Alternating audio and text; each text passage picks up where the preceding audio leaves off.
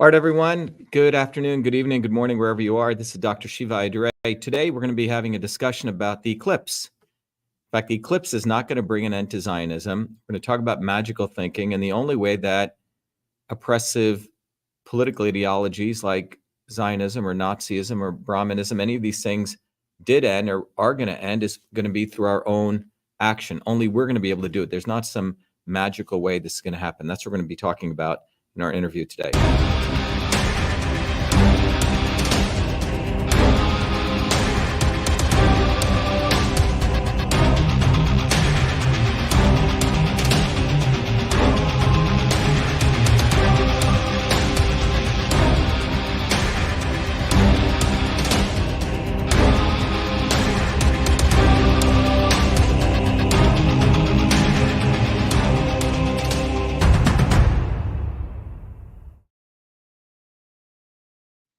Hello, everyone. This is Dr. Shiva. Today, we're going to be having a discussion about the eclipse, which is taking place across the continent in the United States, or particularly in the United States. And we're going to talk about that magical thinking is not going to end oppression. It's not going to get us off the plantation. It's going to be through our own efforts in a very scientific way and through action. That's what we're going to be talking about. Let me bring in our interviewers here.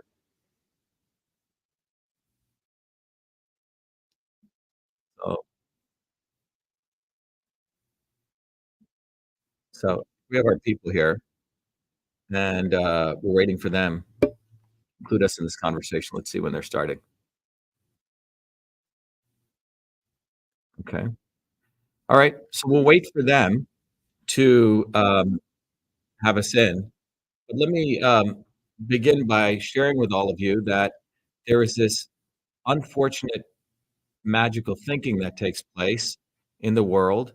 To think that some event, some magical event, some eclipse, or some particular quote unquote cosmic event is going to bring about an end to oppression or an end to how the world operates. Obviously, if you look at geological events, they can have a potential effect, something like that. But these ideas to think that one thing is going to trigger us to get to justice are unfortunately um, magical thinking, and things don't work that way. Those in power want us to think like that. They want us to think that the world is going to change because of some event like that. So they create a lot of stories, diversions, and distractions. So we don't actually do what we have to do in a deliberate way by taking action, which comes from a raised consciousness, to have experiences, and those experiences bring us back to different types of consciousness. They don't want us to do that. They want us to think someone else is going to do it, an eclipse is going to do it, etc. So that's what I want to talk about today with a group that's going to join us called Generational Change. And this um, aspect of being very practical and taking an engineering systems approach, a very logical approach, is something that's being dissuaded by those in power. And that's what we want to talk about. We want to have this discussion about how do we actually shatter the storm? How did we get here? And it's not some particular event that's going to happen to it. And if you look at anything in your life, it's not some event that may have some, you depending on how you absorb it, can have some effects on your insights of what's going on, but it's not going to change the world. It's only action, deliberate action that changes the world. So that's what I wanted to share with you today as we begin this conversation. If not, we'll just go on our own. Okay. So I think they're still waiting on us. So as a part of that, let's first of all look at what is, in this context, what is the swarm? Many of you know that I did a video about probably about 4 months ago, 5 months ago, called The Swarm, How the Few Control the Many. I'm going to put it up right now, and you can go to shattertheswarm.com. And if you go to shattertheswarm.com, you'll be able to see that. Let me just post it here. I think there's a banner on it here. Let me find. So there's actually a banner here called Shatter the Swarm, SHATTER shattertheswarm.com. These guys are here. And if you go to shattertheswarm.com, you'll be able to see that. I'm just going to post it right here so everyone sees it in the comments.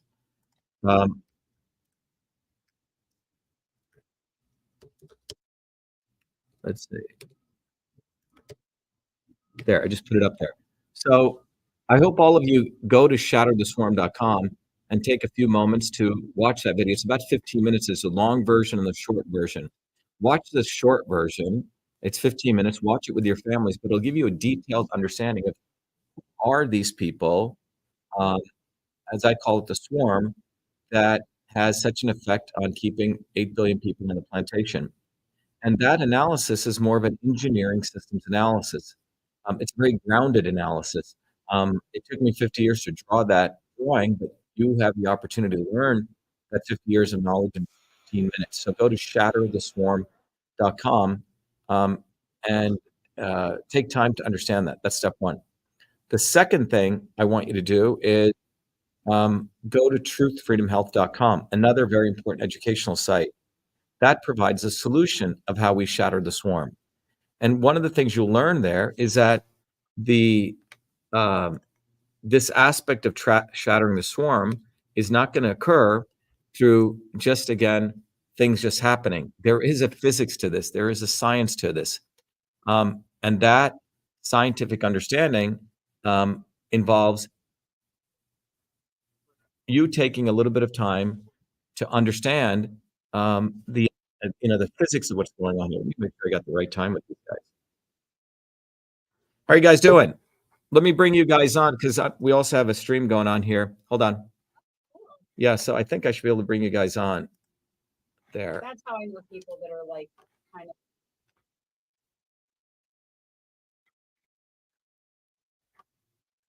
as well. All right, there you guys are. How are you guys doing? Good. How are you? Good. Nice to be here. I know Heather had set this up, but I don't know where we want to start. I know I want to know. I want to talk about like where let's talk about your background. Why you're running for Senate? Like why this is? You mean why president? Massachusetts? We're running for president as an independent candidate. Yeah. Why did you tell me Senate Massachusetts? Okay. I'm sorry. We did run for Senate in 2020 when it was our campaign which exposed the entire backdoor portal into Twitter in our historic lawsuit. Okay, because I'm looking at this thing and it says U.S. Senate 2024, Dr.SHIVA independent. Yeah, I don't know why they put that up. It's okay. Okay. We may run for Senate against Elizabeth Warren again. Maybe we'll run for 2 offices. So how did that go? What was that like running as an independent? Like how'd you do as an independent? Yes, I'll give you the background. I've always been an activist most of my life. I grew up in a world of engineering and politics and art, all those 3 worlds. But I've never believed in the electoral process because of all the nonsense that takes place.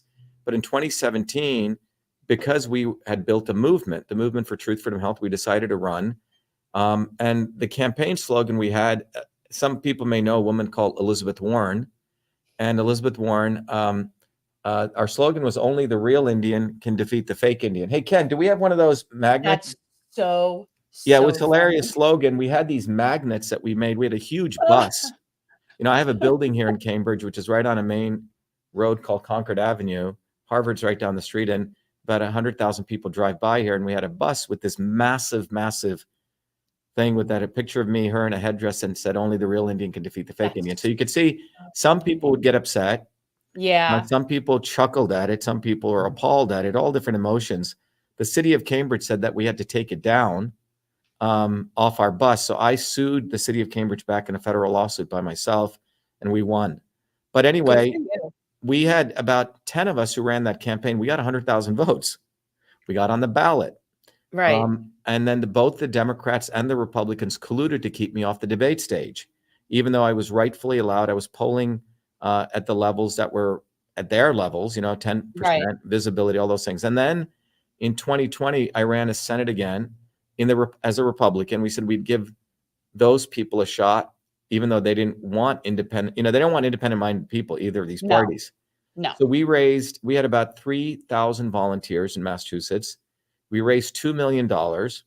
My opposing Republican candidate had only raised $200,000, and that was given to him by the GOP against me. So we were everywhere. You know, we had 25,000 lawn signs up, 10,000 bumper stickers, or the inverse, 10,000 lawn signs, 25,000 bumper stickers. The opposing candidate, I don't even think he had one lawn sign up. So anyway, by all accord, even the Republican GOP said Dr. Shiva is going to win by a landslide. Anyway, the results start coming in. This was a September 2020 primary. I win in a county. There's 9 counties in Massachusetts, all white working class community, by 10 points. Where in that county, all the ballots are hand counted predominantly. In every other county, it was 60-40, 60-40, 60-40, 60-40, 60-40, 60-40, 60-40. Okay, a very weird number to a candidate no one knew. So I didn't believe I lost, and no one else believed. So I had to put on my hat as an MIT, PhD. Started really understanding how these voting systems worked, and came to find out that in all of the electronic voting machines, when you put a paper ballot in, it gets scanned and becomes a ballot image, a photograph. That ballot image is what is reviewed by the AI on those machines to determine who gets what. Well, those ballot images, by a law called 52 USC 20701, has to be saved for 22 months. Right. It was a law that was passed 50 years ago that encouraged audit of elections, so people felt good. Auditing was supposed to be a good thing, right? Not a bad thing. Questioning elections, and that was passed by a majority of Democrats and Republicans many years ago, 50 years ago. So I issued public records requests for those ballot images. The government of Massachusetts said they had deleted them, that they didn't have to save them. And I said, show me the law. They couldn't show me the law. And a series of 4 emails, the general counsel of the Secretary of State is admitting they deleted them and they don't have to show me anything.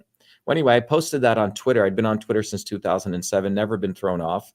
I said 1.5 million ballot images were deleted, and I get thrown off within 24 hours.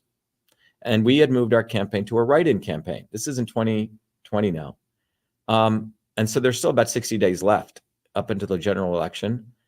And so we found out that the Secretary of State's office had contacted Twitter. So government had contacted a private company to deplatform a political opposition candidate, which is essentially what the Constitution was all about, political speech.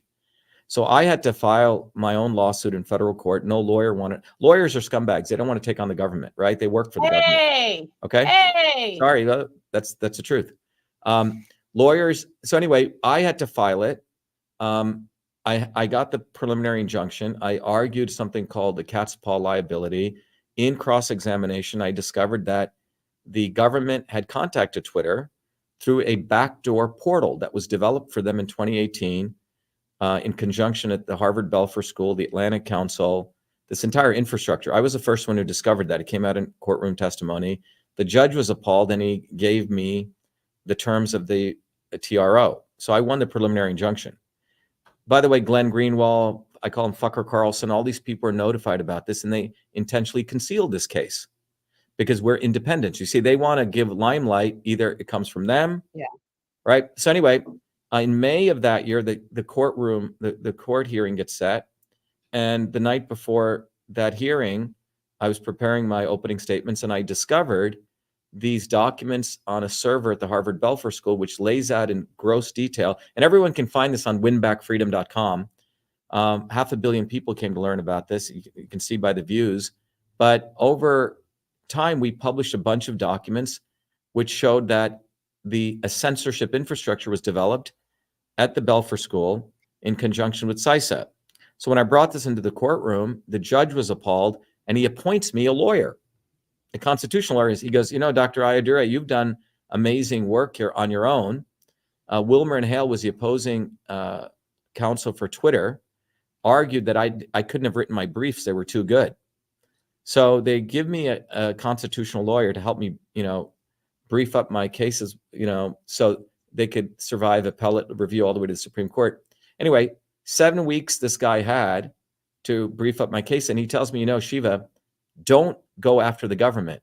Drop all your cases against the government. Be happy that you'll be the first guy back on Twitter. This will be an amazing lawsuit. So I had to fire this guy because he was trying to sell me out. And then the judge flips on me because they had a deal because the evidence I had was so overwhelming. they thought I'd be a good house slave and be so happy to get on Twitter, right, that I would not go after the government. Anyway, that case has now moved on to CISA, but this is long before Twitter Files, which is a limited hangout. So Carlson knew about this. So we have to. So one of the things that emerges out of this is that the establishment sits on truth, hides truth. They release it when they want to release it, when it has no effect anymore. And we'll talk about it to act as though that they're doing something about it. It's a very, very important dynamic that one needs to understand. It's about telling the truth at the right time to mobilize people into action. So when we decided to run for president in 2023, April 2023, you know, I'm born in India. So the question is, can a naturalized citizen, the 14th Amendment, and there have been multiple Supreme Court rulings which have argued vehemently, and it should be, a very clear issue that a natural born citizen, by the way, which the Constitution never defined, is equal to a naturalized citizen. So we filed a declaratory relief lawsuit. We have, over 100,000 volunteers all over the United States. In every state, we have to gather signatures. When I ran for Senate, you needed 10,000 signatures to get on the ballot. Here, you needed 300,000 in Florida, 1,000 in Utah. Yep. Kennedy has only gotten on the ballot in one state. We got signatures on 2.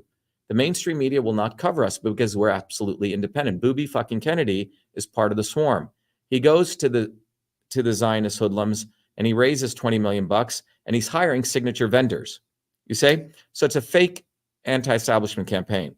It's not real. Right. But so I understand this, but so right now though, the way that the Constitution is written is that you do need to be natural born citizen to run That's not president. true. Absolutely false. It's false. So the truth is, you're talking about Article 2, Section 1, Clause 5 of the Constitution. Okay. So people need to really learn history, because that same clause around it also says only he can be president. Okay. All right. First of all, natural born is never defined. In 20 years after 1787, the Maryland legislature ruled that the Marquis de Lafayette was a natural born citizen. Okay. And all of his heirs. All right. So now we have the Bill of Rights, and then the 14th Amendment was passed, the Equal Protection Clause and the Citizenship Clause, which laid it out very clearly. You cannot discriminate by race or national origin. The problem is people don't have the balls to assert this because everyone just thinks la-di-da-di-da, that's just the way it is. The 19th Amendment imposed the Equal Protection Clause to say women can run for office. That's where this comes from. After that, Bowling versus Sharp in 1954 laid it out very clearly, okay, that, when the 14th Amendment was passed, it was about that a naturalized citizen equals a natural born citizen at the state level, right? So we're a republic. Bowling versus Sharp made it very clear that the 14th Amendment, which was at the states, you cannot discriminate by national origin, also got reciprocally applied to the Fifth Amendment due process, which means effects at the federal level. So the Fifth Amendment and the 14th Amendment became clear. Then in another landmark ruling by the Supreme Court in 1964. Okay, but let me ask you this though. Let me finish. Look, it's all good, but can we at least just talk about platform stuff? And yeah, but you said I can't run. Very hypothetical. These are all very hypothetical. You said I can't run. I can, because the FEC in 2011 ruled a naturalized citizen can run. I didn't say you couldn't run. I was just asking. Yeah, so I simply asked you based on that. I know that historically. So the FEC has already ruled on this in a 2011 ruling. The only thing is you can't get presidential matching funds. So anyway, we have collected signatures. We're on on 2 states, Idaho and Utah. We're on the ballot in one, and in one state, Wyoming, has denied us the rights, asking me that I prove that I came out of my mother's womb. So this is going to be a very, very interesting. They said I can show you the letter. It says, "Prove to me." No, and honestly, if you want to pursue that, all the power to you for pursuing all that. You know what I'm saying? But as far as running for president, what's the platform? What are you trying to promote? So let's start with that. Yeah. So can I share my screen here or no with you guys? No. Okay. No. So if you go to shivaforpresident.com, there's a very nice flyer there. It's a 1-page flyer. About 3-4 million have been distributed. So, it's when you have so many things, you need to find an issue that from that issue, it gives a systems understanding of the interconnection of all these issues. The fundamental issue is since 1980 till today, the lifespan of, if you have a son or a daughter, their lifespan is going to be shorter than yours. And the curve actually goes like this. And it's not the vaccine. People say, oh, it's a vaccine. No, that curvature has been going like this since 1980. And this has been a result of policies, a whole range of policies, not only one issue. It's been the incredible stress that the policies of what I call the swarm, those in power left and right, have imposed on everyday people. Those policies include income inequality, right? Those policies include the environmental toxins. Those policies include a whole range of things beyond just any one thing. So it's a systems view. And this goes all the way back to the 1960s and 70s when John Kennedy created the 1962 Kennedy Vaccination Act, right? And then Ted Kennedy absolved that act by protecting Big Pharma. And then Booby Kennedy tries to act like though he's for medical freedom, when in fact he's the one who supports full vaccination of all Americans. But it's essentially been all of these people, not just any one situation, left and right, Republican, Democrat. And so when you unpack that issue of why is lifespan going down, you find out it has to do with healthcare, which is we have a healthcare system where we don't focus on developing people's immune systems. It's all about a reactionary medical model, which leads to the modern medical system, right? So do you support single payer healthcare? Like, is that one of the things that you're a supporter Yeah. of? So what I support is the following. There's an emerging movement called direct care by DCP, where the physicians, you basically enable physicians, about 2,000 physicians now in the United States, you enable them to directly, you pay them $75 a month. So you can pay a physician 75 to 100 bucks a month. And many of these DCP physicians are only taking maybe 500 patients on in a year. So they're getting a good income stream because you're guaranteeing $75 a month, and then you get crisis insurance. And so it's about $200 a month, and you get direct care by a physician, the old school family, you support the family practitioner, and then you have the model where you, in the event that you have a crisis. But one of the things here is educating people that my PhD is in a field called systems biology, is really to educate people. It's about the immune system. If you look at what's gone on, the immune system of human beings is being destroyed by all these things I'm talking about. But that's one of the models on this. Later on, I did a little whiteboard video which shares that, but that's one piece. The second piece of this is if you look at the environment, it's very difficult to get good food. Think about how hard for everyday people it's even get a good healthy meal. And the big agricultural systems that have been created have in many ways destroyed the food system at the soil level, all the way to the toxins in the environment, right? And ultimately, the way that's going to be solved is decentralizing food to the local farmers. Now, local farmers, it's very, very difficult for them to even butcher their meat. If you talk to them, the USDA constrictions that are put on. So they have to fight with big ag in an economic model that's never going to work. So we educate people every Thursdays at 8 p.m. We do a town hall, shivaforpresident.com/town hall. So you're talking about like the policies and stuff that So we have healthcare, we have environment, then we have, education, innovation, governance, and then economy. And each one of these issues, we rotate. So now we've done close to over 12 rotations, you see? So for example, last Thursday on healthcare, which was our 13th rotation on that, or 12th rotation, we talked about the gut microbiome, right? What happens to how your gut and your brain are completely related. We shared a lot of the research that I do, and then what people can do, you see? The week before that, it was on the environment. Then we talk about innovation policies and what's going on with the patent system. Right now, one of the important things that's happening is that, the founders had wanted to create an infrastructure, intellectual property system that any one of us, all three of us, could patent things. You say very little entry fee, and you own the life of the patents for 20 years, et cetera. Over the last, particularly since 1970, what's happened is only large companies can patent things. The small inventors can't get their stuff out.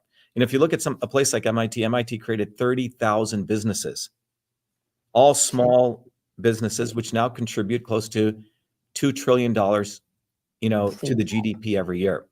So that's a very, very important piece. How do you innovate things at a much more local level innovation has become highly, highly centralized. Big VCs, big private equity, right? So we don't really do major innovation. When I created email when I was a 14-year-old kid, it wasn't done at MIT. The fabricated controversy was when this went into the Smithsonian. I had done it in 1978 when I converted the old-fashioned interoffice mail system into the electronic version. The problem is I didn't do it at MIT. It occurred in a small medical college in an African-American community in Newark, New Jersey. And I was a young 14-year-old kid, had gone to NYU, started working at that medical school, but it was in this environment of an open structure where it was a loving family, good mentors, and access to infrastructure that email came out of. It wasn't done by the military-industrial complex. By the way, Philo Farnsworth, the young 14-year-old kid, is the one who invented TV in Franklin, Idaho.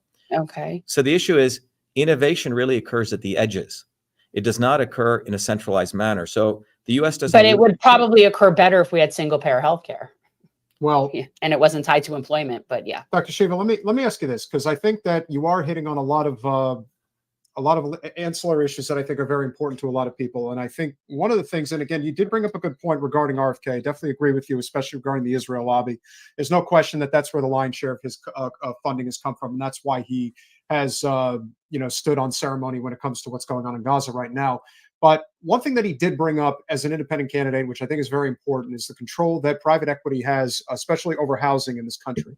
And it seems to be a crisis that has been growing exponentially. I happen to work in commercial real estate. I see it all the time. People cannot afford to purchase a home, especially people that are in the, again, post 1980.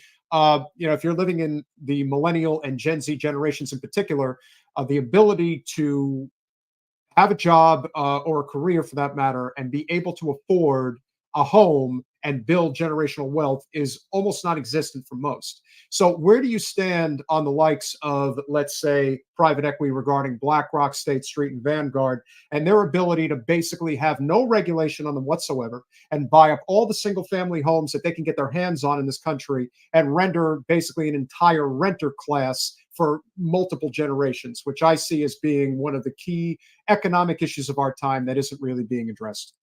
Yeah, well, I've been addressing that since 2017. And by the way, RFK knows nothing about this issue. He's never had to suffer. You're looking at when I came to the United States, we lived in a home, in a rental property where we couldn't even get heat. We had to put coal into it.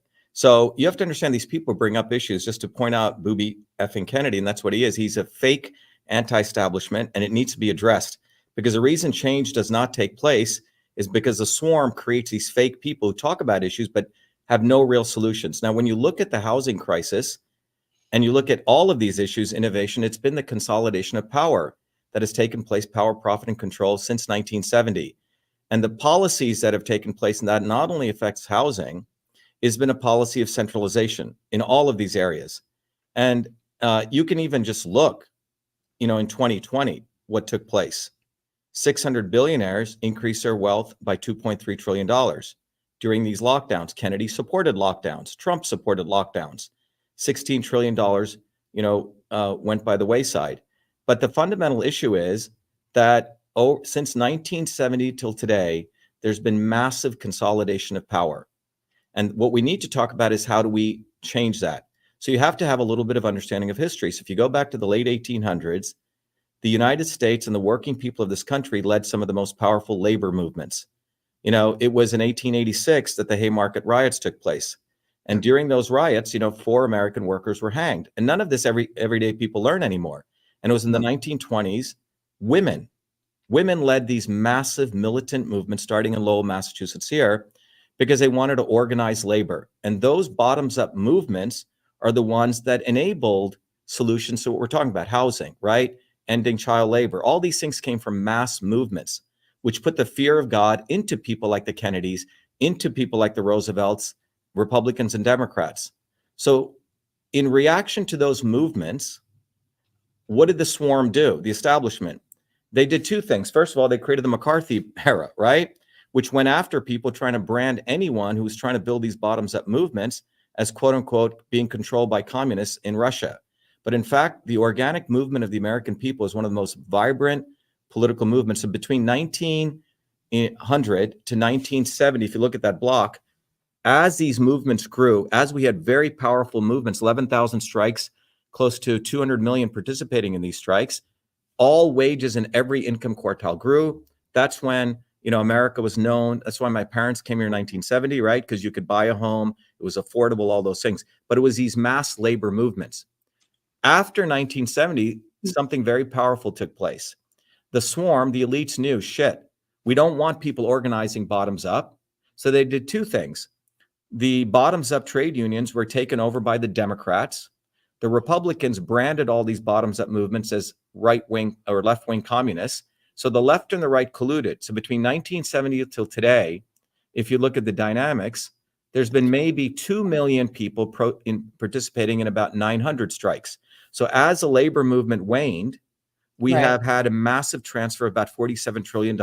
Yeah, no, I mean, we address labor all the time on this show. Oh, really? We, you know, Okay. we cover, oh yeah, no, we cover labor quite a bit. That's Oh, one awesome. of our big things. And That's a we big thing for us. also walk Nice. picket lines.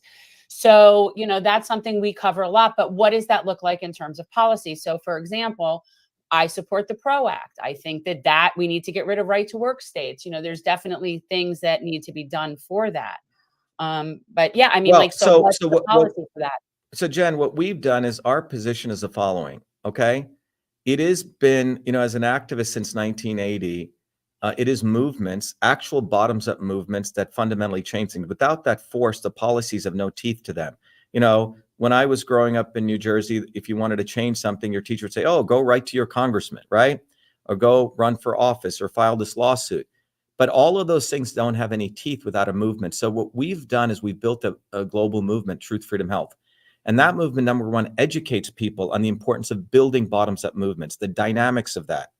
And then to the extent that you engage in electoral legal politics, you have to have this movement. So everything we do is to engage people to learn this dynamic and then get on the ground. So for example, collecting signatures is a real expression of that activism, right? You go out and collect signatures, a police show up to try to tell you you can't collect signatures, right? And then you have to understand the law and you have to essentially flex your muscles as a citizen. So in our view, all of these issues, nothing is substantially going to happen until these mass bottoms-up movements are recreated. That's why you talked about generational wealth, right? You talked about why immigrants came here fundamentally. It was because of this, and it's a dot that needs to be connected, which people don't want to connect. They want to make it liberal populism. So you don't want to give power to people. So that's the fundamental nature of what we're doing. So everything we do is about, we drive people back to build these movements. So, you know, an eclipse is taking place, right? Right. Eclipse is going to solve something. Some magical thinking is going to happen, and somehow Zionism is going to end, or some we're going to all be freed because some event is going to take place. And this fundamental understanding is what we're bringing into the electoral politics, that none of these people, Trump, Booby, Kennedy, Sanders, all these people were created fundamentally post 1950s, 60s. It was a real active part of creating what we call the not so obvious establishment, people running for politics, to enable people to think these people who know nothing about the lives of everyday people, you know, are going to solve things. They don't know the lives of growing up in a discriminatory world. I mean, this sounds like to me like a really good like educational campaign, and I appreciate that. But like, I see the need to educate people because that's what we do here. I mean, that's the whole point of what I'm doing, and so I recognize that. But at the end of the day, when you're running for president, people want to hear this is the policy we're going to do, and that is just the way it is. Because otherwise, it makes for really good PAC, it makes for really good educational opportunities. But why run for president? Like, what is it that you're trying to do, like, as president? Do you see yourself actually getting on, you know, a substantial amount of ballots? Yeah. That's also the big question. Yeah. Well, I think you're asking the wrong questions. You're asking the wrong questions because you're assuming that change comes by a Booby Kennedy doing something. No, I'm not assuming let that me at finish, all. because you said it's just educational. So you haven't Well, come. that's what you appear to every time we ask like a policy. You just tell me that you're out there educating people, and I think that's amazing. I'm just saying, like, if you're running, no, that's not what like, I said. what is the That's president not to true. run for? You were deconstructing my words into something else. And Okay. Education is very important. If you don't think education is important, that's the reason we're in this situation, because people are No, being. I know it's important. That's why I do this podcast. Let me finish. So in each one of these areas, there's 6 areas. Each one of those areas has very particular platforms. Okay. So healthcare, environment, all of those, not only particular platforms, detailed platforms, not just gee whiz things, but our platforms are based on the individual participating in them. Not saying it's going to be a top-down solution. So I'm not sure what you mean by a platform. It seems Well, what to I mean me is, do you that you think a support single platform is payer something healthcare? that happens top-down. Well, Is right. that No, what no, you're no. saying? I understand. Like, I am all about the outside in movement, but Well, at the but end you of the seem to day, I think a mean, platform, it comes from top-down, that it doesn't come from no, bottoms up. no, I don't Okay. think that. But what I'm asking you is do you support single payer healthcare? I told you what I support. I don't support I that policy. What I support is a oh, policy of DCP. Okay. It's a very different model. okay. So the problem is people think you have to be pro-climate, anti-climate. So you have to wake up to the fact that when new blood comes in, we're going to have a very different view. And you have to open your mind to that. And if you're unwilling to do that, then it's just about keeping the playing field in the world of the existing swarm. Oh, Booby said this. Trump said this. Every one of their platforms is being defined by the same people who want to keep things as they are. So you have to expand your understanding. And that Yeah, understanding is every one of these issues has a root cause. So when you look at healthcare, let's get to the root cause. Why is yeah. the lifespan of the American people going down? Why? Well, we've covered it on our No, show no, for the it past doesn't three matter. and a half Tell me years. why it's going down.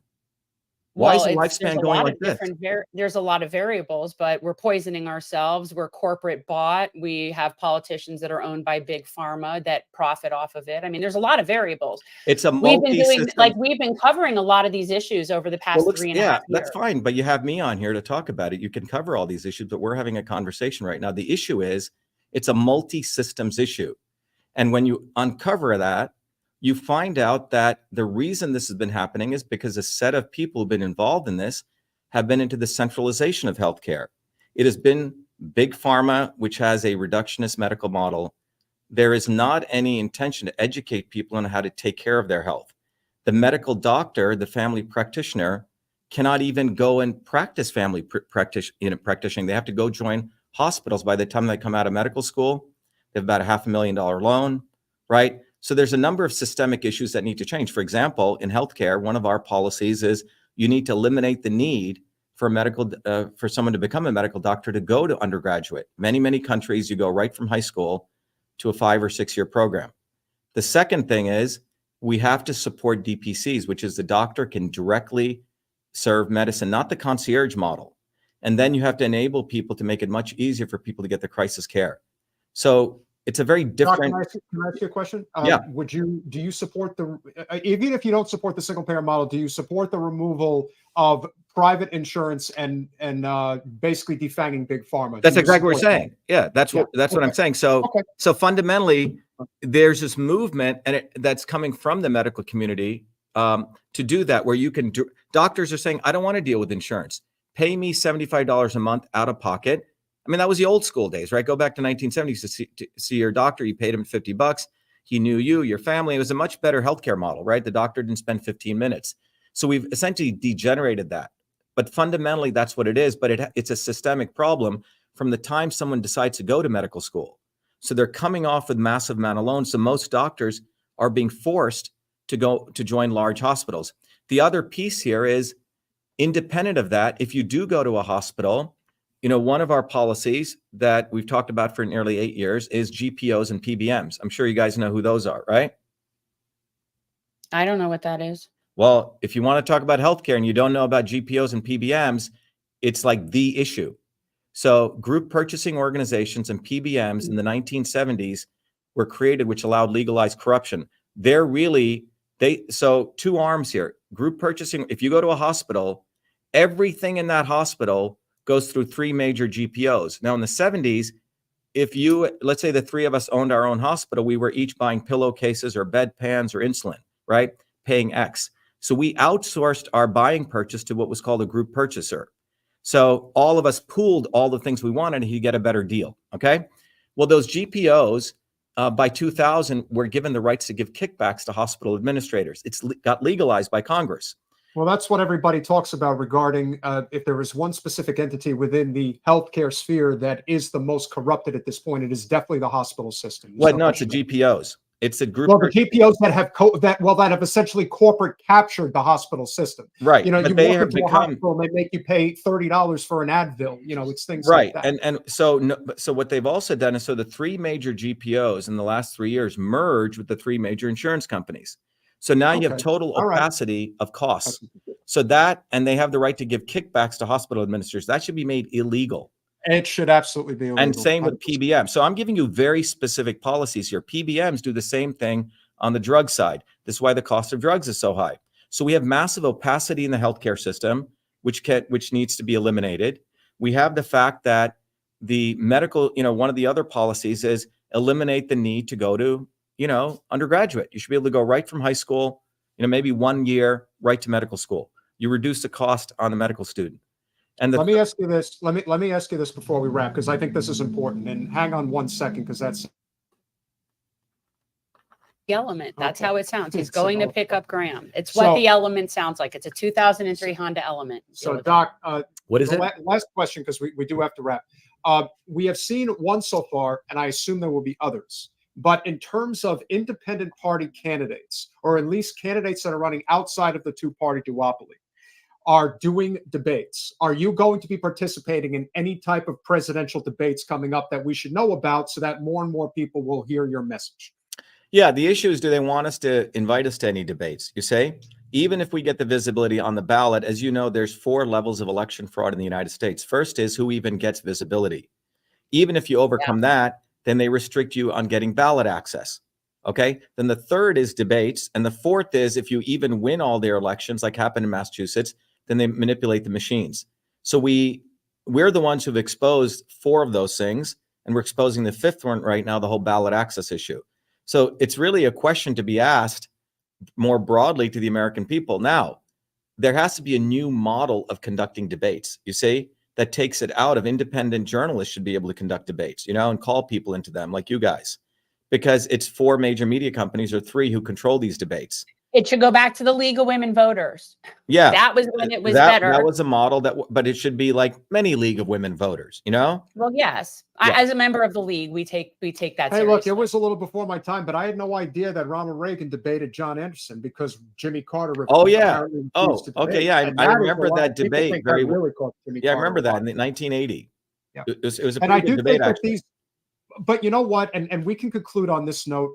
This system in its current construction is breaking at the seams. It's conversations like the ones that we're having that are now considered commonplace. They're not considered, something that's passé or, on the spectrum. It's not like that anymore. We want to have these conversations with people that are not in the hierarchy of the Democratic or Republican Party establishment. That is dying. And I think everybody knows that. And that's why they're working so much harder on things like censorship, because it's all forms of censorship.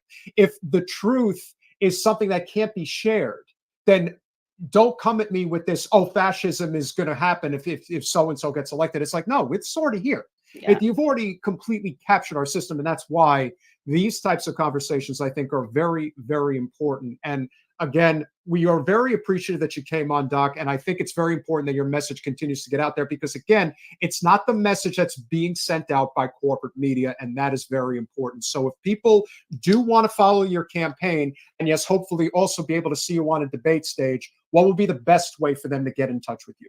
So everyone should go to Shiva, SHIVA, #4, president.com. So I encourage people to go there. They can volunteer, because we actually are mobilizing. We have leaders in every state. The second thing is they can go to truthfreedomhealth.com. Those 2 are the important sites. And then finally, if they want to understand what the real problem is, we created a mini site called shattertheswarm.com. So Shiva, #4, president.com, truthfreedomhealth.com, and shattertheswarm.com. But it's good you guys are doing this. Keep it up. It's very, very important that, on closing, we have a lot of people talking truth now. In my view, it's telling the truth at the right time to the right people to mobilize people. One of my mentors was a guy called Noam Chomsky. So Noam would do all these great things, telling the truth, but it was very academic truth telling. People would listen to all this truth and feel very, very depressed. Wow, this is happening and that's happening. I guess I can't do anything.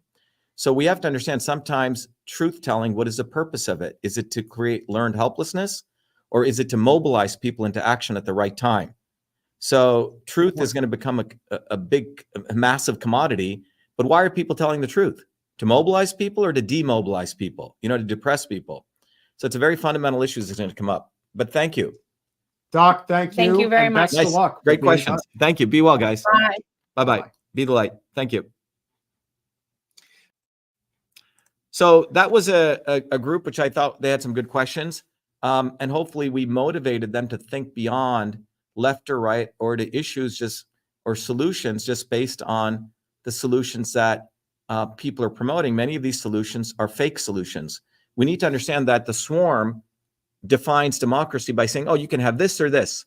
They never want us to talk about real solutions. So what we are doing as our campaign for president, and we invite you to come every Thursday to our open house at 11 a.m. or 8 p.m. The most important thing we're also doing is we're mobilizing people into action, right? Mobilizing people into action means, number one, you can go to shivaforpresident.com and get a simple bumper sticker, right? And it's very important to do this because when you get one of these bumper stickers, you're taking action. You're peeling off this bumper sticker. You're putting it on the back of your car. And when you do that, you're telling people in a very deliberate way, I have chosen a side. I'm not on the left or the right. I'm not in some Booby Kennedy's camp. I support this movement, Dr.SHIVA's movement, or the movement for truth, freedom, health, which is about, enabling me, empowering me to become an agent of change. It's the first thing everyone should do. Go get a bumper sticker. The second thing that I encourage everyone to do is to go to shivaforpresident.com, our website. And when you go to that website, I just want to point out there's some very, very powerful things everyone can do. First, you can go to the volunteer page. Volunteer, volunteer, volunteer. We need to get on the ballot in every state. We've made it easy. Every Saturdays, we have a volunteer meeting. We connect you up within 24 hours. One of our great volunteers will call you and we'll connect you. That's the second thing. Next thing is you can obviously donate. When you donate, you can donate whatever you want. But when you donate, you get all these gifts. We give you 5 gifts or 16 gifts or 20 gifts. You can look at the numbers here, but we want to educate you. We give you the ability to understand what is going on with the system. Who is the system? Who is the swarm? Okay. And finally, I want you to go to this free download section. When you go to the free download section, you'll get this incredible flyer. It's called the Swarm, the lesser of two evils is killing our children. You'll understand what's really going on, how the left, right, the Booby Kennedys, the Trumps, the Bidens, all of them have been just killing our children. You'll understand who the swarm is. And then you'll understand what is a solution. But you can print this flyer out and you can educate people and invite people to come to our town hall. We do every Thursdays at 11 a.m. and 8 p.m. That's what you can do action-wise. So this is about you taking action. And then finally, one of the important things you can do is go to the movement for truth, freedom, health. It's really important that you get educated at a fundamental level. You will go to this place and you'll see we have the Shatter the Swarm video. I'll play this video for you shortly. You can get gear so you can advertise, but most importantly, you have to recognize we have 500,000 people in 120 countries, and we actually have stories of transformation when people go through this training. We win. We have a history of winning. We're not losers, but you'll fundamentally understand that the world is not going to change because of information. There's lots of information, and more people are getting obese, 2.5 billion people. More people are getting hopeless because information through the funnel of ignorance leads to illusion and confusion. People get complacent or desperate, or they think they have to choose between, Biden or Booby or Trump. The reality is these people, be it Fucker Carlson, be it Sadhguru, be it Trump, be it Tulsi Gabbard, Alex Jones, all of these people are part of the infrastructure of the machinery of ignorance to keep you enslaved. The only way out is you getting educated with the knowledge of system science to achieve wisdom. And as a part of that, let me play this video so you really understand how we move forward in winning and for ourselves. And that can only happen with you becoming that agent of change. It's not going to come from somewhere else. Let me play this video. Here we go. We have allowed our country to be taken over from within, and the end goal is you will have a homogenized world where we will become slaves, because there is a condition among the elites that really thinks they're better than you, deep down inside them, that you don't deserve the freedoms you have. They don't. This reality is what people need to wake up to. And we need to all unite working people. There's only one movement that can do that. And that is the movement that we started creating here in Massachusetts, the movement for truth, freedom, and health. Look, I've been a student of politics since I was a 4-year-old kid, studying revolutionary movements, left wing, right wing. There's a physics, there's a nuclear science to destroying the establishment. To build a bridge, you need to understand Newton's equation. You need to understand the laws of gravity. You need to understand Poisson's ratio. There is a way to build a revolution. And that's why I put this together. My goal is to train an army of truth, freedom, and health leaders. We don't need followers like social media. We need leaders, but they need training because the educational system does not teach them history, nothing. So in 3 hours, that's what I've started doing. That's the solution. We got to train people. First, with understanding what a system is, the dynamics of all systems that affect nature. The second is understanding the interconnection between truth, freedom, and health. Freedom is the ability to move freely, communicate freely, talk freely. Without freedom, you cannot convert ideas, hypothesis into truth, which is science. And without freedom, you can't really get to truth. And without truth, you make up fake problems and fake solutions, which means you destroy our health. And without health, which is the infrastructure of us and our body, you can't fight for freedom. Truth, freedom, health. Third concept is it has to be bottoms up. Working people, people who work uniting.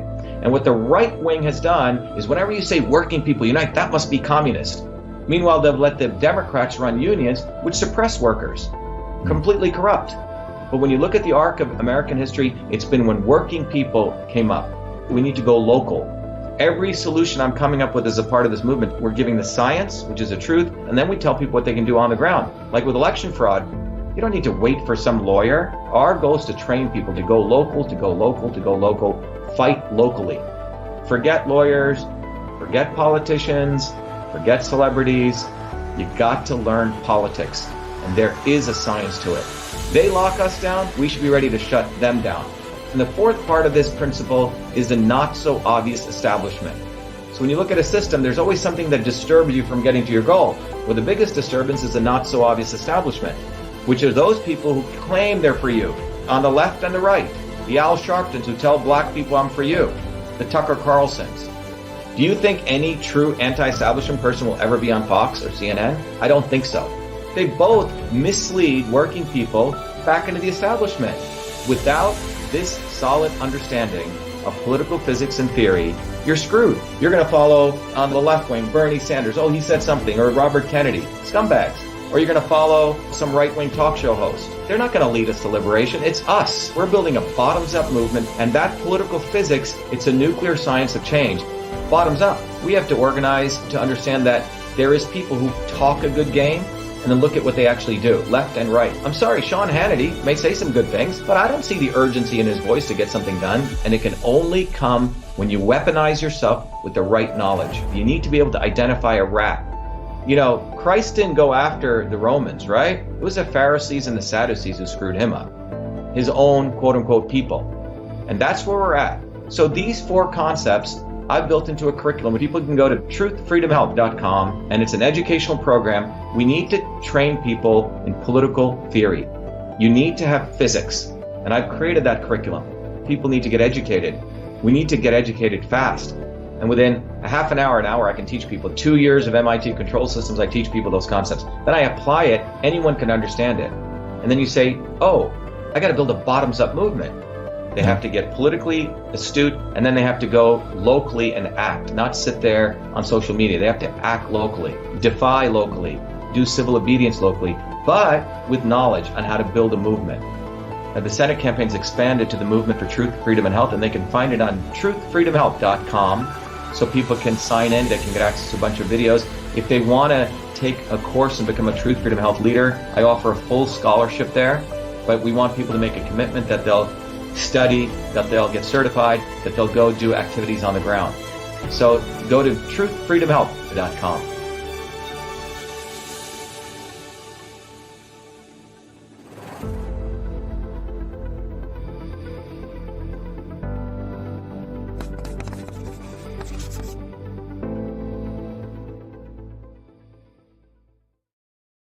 All right, everyone, if you're tuning in a little bit late, what we've been talking about is the eclipse will not bring an end to Zionism, only we can. And I just did an interview with a couple of people. They seem to essentially have very, very, establishment type questions. But nonetheless, as I close out today, to summarize, look, for centuries, people have been bamboozled by the elites into thinking some event in the universe is going to liberate them, okay? Some external event is going to come save them. Some Messiah is going to come. Some eclipse of the sun, some planetary alignment, all this bullshit, right? And none of it ever happens. And then people get down and then they wait again for the next planetary alignment or the next event, the next eclipse, solar eclipse, lunar eclipse. This is going to happen. That's going to happen. And if you notice, nothing fundamentally changes for everyday working people. And this magical thinking is very, very valuable to the swarm. They love it because people are not, they're out there doing these treks to go think those events are going to change things. But the reality is life and everything around us shows that it is action, conscious action taken to have an experience. And from that experience, we learn and increase our consciousness, and we take more action, more experience, more consciousness. This is what actually fundamentally changes things. Think about, you want to do something, you want to get a skill set, you want to be a plumber, an electrician, or you want to get a degree. It's not the alignment of the stars makes that happen. You have to go do that. You have to go get the application. You have to apply to the particular organization. Then you have to get accepted. Then you have to put in your years of training and do well on the exams and learn the material, et cetera, et cetera, et cetera. It is our actions that define our character. If we want to fundamentally change the world and get off the plantation and get off the swarm or shatter the swarm, it's going to happen by, number one, you connecting your own journey, your own suffering, your own struggles with the collective struggles and collective journey, and then learning how to shatter the swarm. And that demands that you learn the physics of how to do that. There is a science to that. And that is why I recommend, as I just played in the video, you go to truthfreedomhealth.com. It took me 50 years to figure this stuff out, to combine engineering system science with ancient systems of medicine, to link those two together, to fundamentally unravel how we do this. So that is what this is about. Number one, we have a very powerful infrastructure, Truth Freedom Health.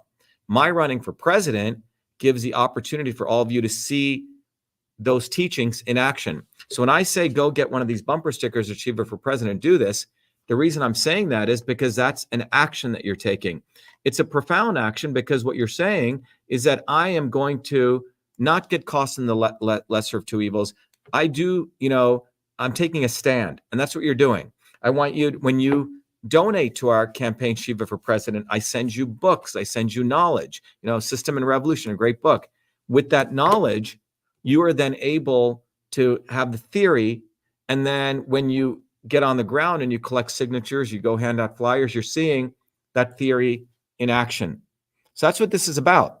This is about you. There's no eclipse that's going to do this, okay? If we want to end the occupation of the United States by Zionism, the eclipse ain't going to do it. We have to do it. So how do we have to do it? Well, you have to understand how the dynamics works. We teach you that at Truth Freedom Health Institute. And then we have to get involved. My running for president gives you the opportunity in a very tangible way to get involved. If you're outside of the United States, go to shattertheswarm.com. Get our flyers, hand them out. You can mobilize people. Come to our open houses that I do every Thursday. You can come to shivaforpresident.com/townhall, or you can come right here to our orientations that we do at 11 a.m. and 8 p.m., vashiva.com/orientation. So if you're listening to this and you don't know fully what we're doing, come to the orientation. If you say, wow, I really like Dr. Shiva, I want to help him, well, donate $5 and get one of these bumper stickers. And if you're at that level where you say, look, I want to really understand this, well, you're going to learn from the Truth Freedom Health Institute all the physics and the science. And you don't have to be a scientist or a physicist. I make it very accessible. Go to truthfreedomhealth.com, become a warrior scholar, and get involved in our campaign.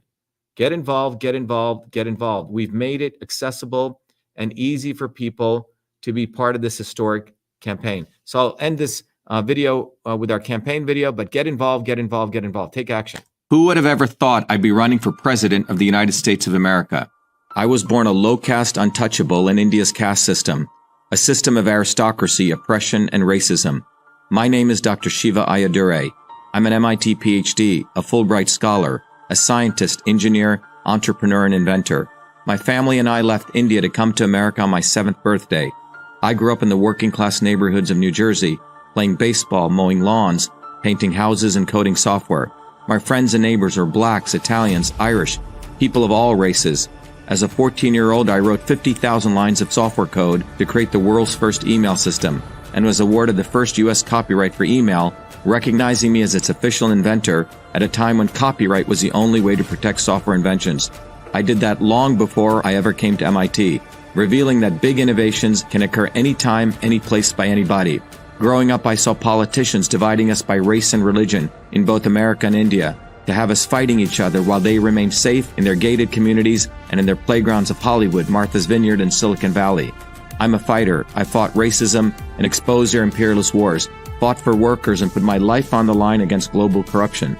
I never wanted to run for political office. All that changed when I saw working Americans as never before being duped by the establishment and the not-so-obvious establishment. Across left and right, we were being sold out and made to forget why we came to America and why America existed. Lawyers, academics, billionaires, celebrities, and politicians, elites, Clintons, Kennedys, Bidens, Obamas, Bushes, black and white have hijacked America. They printed trillions for their friends. They delivered crumbling infrastructure, corruption, and racism.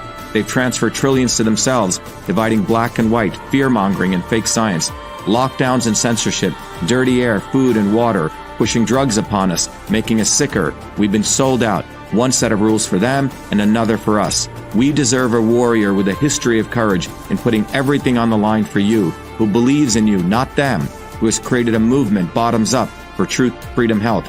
I've exposed their lies at the right time, never waiting until it was popular. I've exposed their false gods who exist to lead you back to them. I've exposed their fake science of lockdowns and masking and provided you solutions to fight them and win and protect your immune system, saving millions. I exposed Fauci, galvanized the Fire Fauci campaign when others remained silent. When they stole our election, we sued the government and Twitter in our historic 2020 federal lawsuit, exposing in bare view the government and big tech censorship infrastructure, the unholy alliance between government and social media companies. Where was Elon and his grifters? They stood by the sidelines and did nothing. They did not use their megaphones to help us when it could have made a big difference. Now our movement grows for truth, freedom, health, independent of all of them.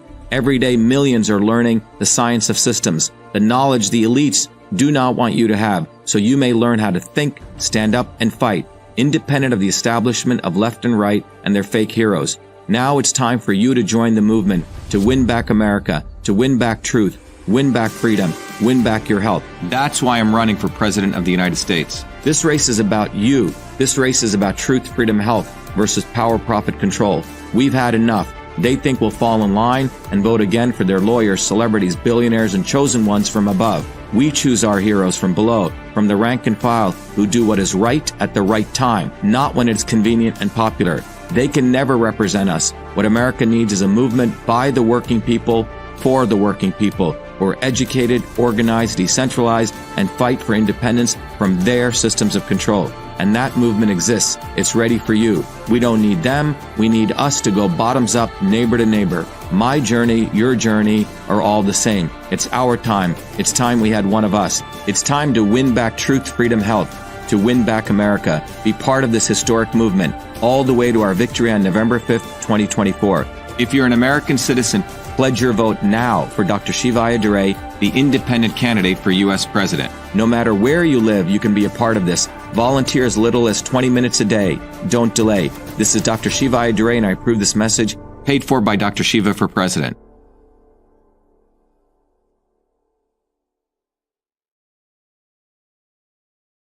All right, everyone, go become a Truth from Health warrior, scholar, get on the ground, get educated, or be enslaved. It's up to you. For our campaign, go get one of these bumper stickers, go to Shiva for President, and do this because there's only one way forward. It's not going to happen with an eclipse. It's going to happen us mobilizing, organizing, and raising our consciousness. That's the only way out. Be well, be the light. Thank you. We need to build a bottoms-up movement. Go to shivaforpresident.com and volunteer.